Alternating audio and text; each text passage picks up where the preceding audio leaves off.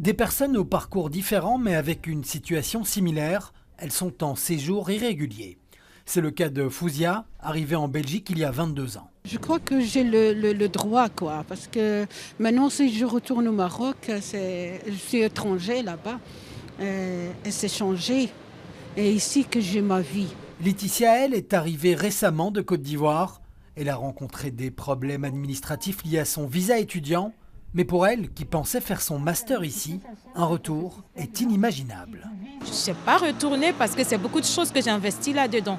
Et je veux poursuivre cette lutte-là, qu'importe le temps que ça va me prendre, quoi. Qu'importe ce que je vis comme situation, je vais la poursuivre parce qu'il faut réparer cette injustice, et pour moi et pour toutes les autres personnes.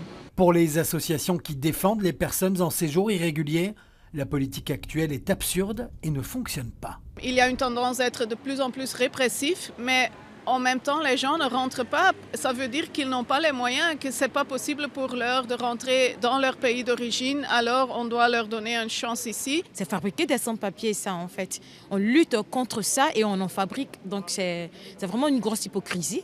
Si le rassemblement a lieu devant un home, c'est car ces personnes vont y travailler symboliquement aujourd'hui. Mais pour Fouzia, c'est plus que ça.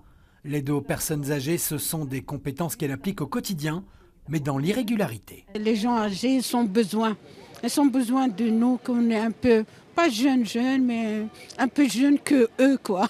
Merci. Une porte s'ouvre et Fouzia va pouvoir travailler. Fouzia. Mais si son combat dure depuis plus de 20 ans, cette action, elle, ne durera que quelques heures.